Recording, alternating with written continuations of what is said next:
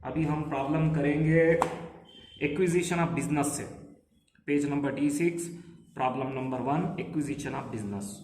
Welcome company limited was form to take over the running business of Dinesh whose balance sheet was as shown.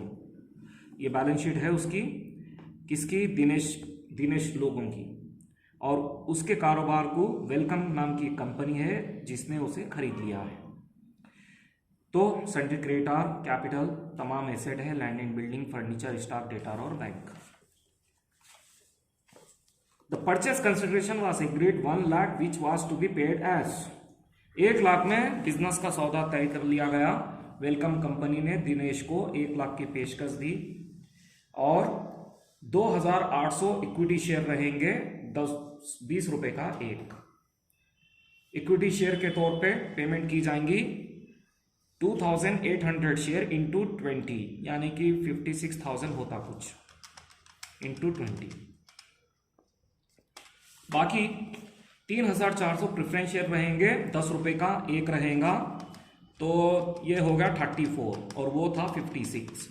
दोनों मिलके 90,000 total हो गया। लेकिन 1 लाख में सौदा तय हुआ, तो जो बचा सो 10,000 का बैलेंस है वो रहेगा नगद, कैश में, बैलेंस इन कैश। इसको परचेस कंसिडरेशन बोलते हैं। The company also raise further capital. ये तो फर्दर इंट्रीज है जो आपको करने पड़ सकते हैं। 7,500 इक्विटी शेयर 20 रुपए का एक नगद और 2,000 प्रेफरेंस शेयर 10 रुपए का एक नगद इशू किए जाएंगे ताकि कंपनी में एडिशनल पैसा आ सके। तो ये प्रॉब्लम है, बहुत आसान प्रॉब्लम है। सबसे पहले वर्किंग नोट में परचेस कंसिडरेशन के बारे में एक्सप्लेन कर लेना। तो मैं इधर वर्किंग नोट दिखाता हूं। परचेस कंसिडरेशन,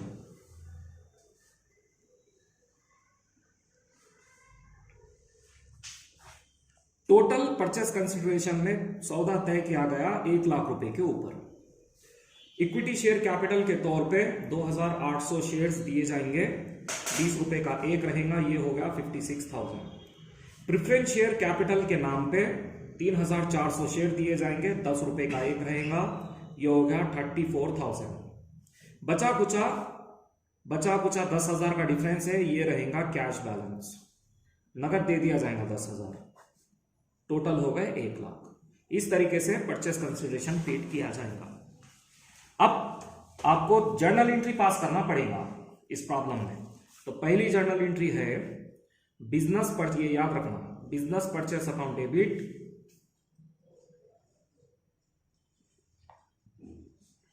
टू, किसका बिजनेस खरीद रहे हैं उसका नाम लिखना, दिनेश अकाउंट। कितने में सौदा तय हुआ? 1 लाख रुपए में।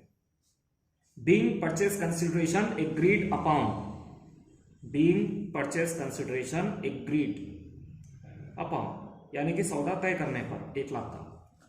दूसरी जर्नल एंट्री लिखना, दिनेश के तमाम जितने भी एसेट्स थे और लायबिलिटीज है, अब वो वेलकम कंपनी के नाम पे ट्रांसफर कर दिए जाएंगे। तो पूरे एसेट्स डेबिट में लिखना। लैंड एंड बिल्डिंग अकाउंट सबसे पहले, अगर कभी किसी का मार्केट वैल्यू है यानी कि एडजस्टमेंट वैल्यू है तो वो लिखना, अगर किसी का नहीं है तो ये ओरिजिनल वैल्यू लिखना। वैसे एडजस्टमेंट में किसी भी एसेट की वैल्यू नहीं दिया, इसलिए मैं सब ओरिजिनल लिख रहा हूं। आप 24,000 land and building, furniture 5,000, stock 39,000, डेटार 9,000 और बैंक अकाउंट 7,000। फिक्टिशियस एसेट नहीं लिखना, इंटेंजिबल एसेट नहीं लिखना अगर प्रॉब्लम में देता है तो। 2 लायबिलिटीज लिखना, कैपिटल नहीं लिखना, रिजर्व नहीं लिखना। तो बच गया क्या? Sundry creditor.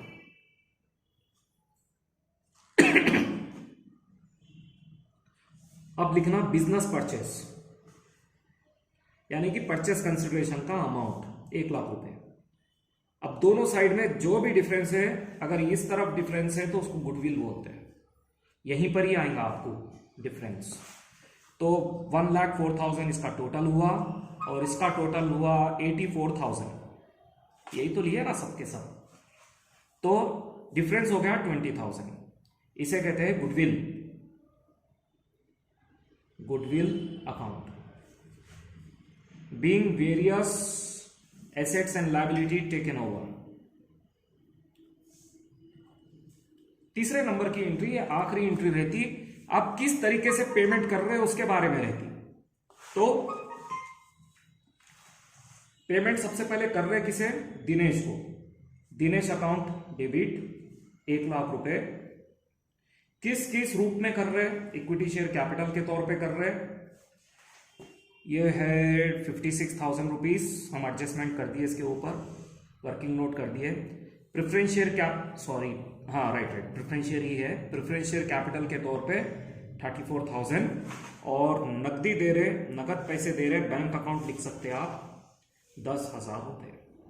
Being purchase consideration paid. तो 3 जर्नल एंट्री है, बहुत आसान प्रॉब्लम है। पहली जर्नल एंट्री कितने में बिजनेस तय हुआ, business purchase to Dinesh account. दूसरी जर्नल एंट्री पूरे एसेट रख लेने की। अगर किसी प्रॉब्लम में परचेस कंसिडरेशन का अमाउंट नहीं देता है तो ये अमाउंट यहां पर नील डाल देना।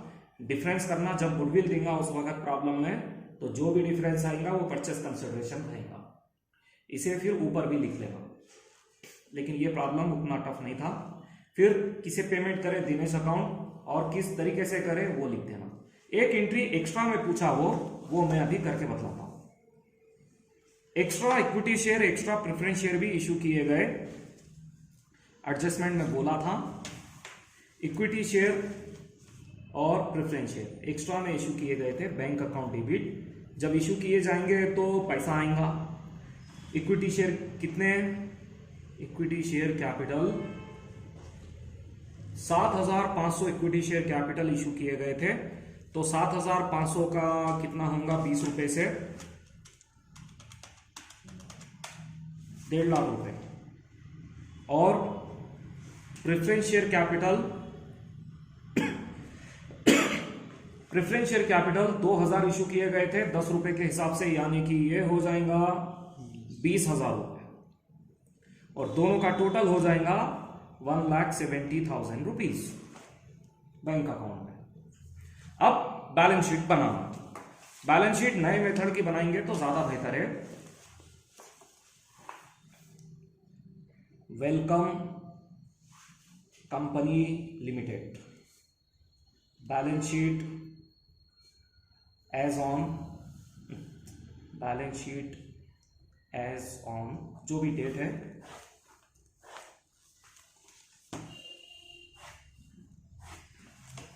Serial number, particulars, note, working note और अमाउंट। सबसे पहले लिखेंगे हम equity and liability, equity and liability. तो चलो सबसे पहले इक्विटी शेयर कैपिटल लिख देंगे। टोटल इक्विटी शेयर कैपिटल हमारे यहाँ अब हो चुकी है। एक तो उसके बिजनेस को खरीदने के लिए हमने 2,800 की शेयर खरीदे थे, वो शेयर दिए थे, प्लस एडिशनल शेयर 7,500। तो दोनों मिलाकर कितने हो गए, 2,800 प्लस 7,500। दोनों मिलाकर हो गए 2,800 प्लस 7,500 इक्विटी शेयर, 10,300 इंटू 20 रुपए का एक,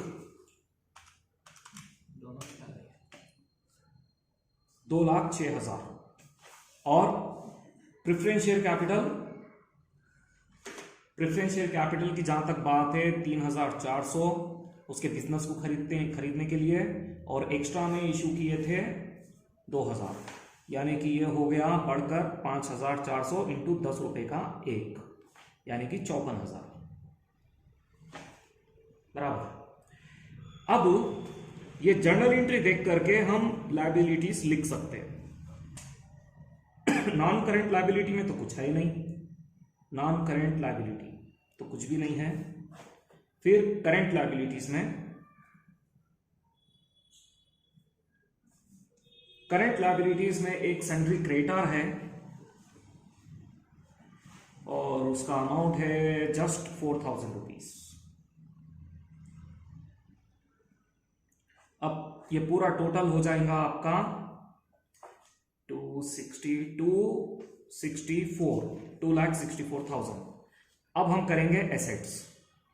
सबसे पहले करेंगे नॉन करेंट एसेट्स, यानी कि फिक्स एसेट वगैरह। तो नॉन करेंट एसेट में चलो सबसे पहले मैं गुडविल ही लिख के दिखा देता हूं। गुडविल का अमाउंट हमारे को आया था 20,000 रुपये, जनरल एंट्री में आया था। फिर फिक्स एसेट, अब ये फिक्स एसेट का मतलब होता है लैंड एंड बिल्डिंग और फर्नीचर, ये दोनों का टोटल। लैंड एंड बिल्डिंग 24,000 है, फर्नीचर 5,000 है, दोनों मिलके हो गया 29,000। अब करेंट एसेट्स, अब करेंट एसेट में एक तो है इन्वेंट्री यानी कि स्टॉक, इसका टोटल है 39,000। दूसरा डेटार है जिसे रिसीवेबल्स भी बोलते हैं, रिसीवेबल्स यानी कि डेटार ये है 9,000। और तीसरे नंबर पर है बैंक। बैंक का हिसाब समझाना पड़ेगा। वैसे बैंक का अमाउंट है जस्ट 7,000 लेकिन एक्स्ट्रा शेयर इश्यू करके 1,70,000 कमाए और उसके बिजनेस को खरीदने के लिए पेमेंट करे 10,000, याद होगा 10,000 उसके बिजनेस को खरीदने के लिए पेमेंट करे थे और एक्स्ट्रा इक्विटी प्रेफरेंस शेयर बेच करके 1,70,000 अलग कमाए थे। तो 1,70,000 प्लस करना और 10,000 पेमेंट करे वो लेस करना, तब ये हो जाएगा कितना 1,77,000 माइनस 10 167। बस अब इसका टोटल कर लेना 20,000, 29,000, 39,000, 9,000 और 167,000, 2,64,000। इस तरीके से एक्विजिशन ऑफ बिजनेस का प्रॉब्लम सॉल्व किया जाता है।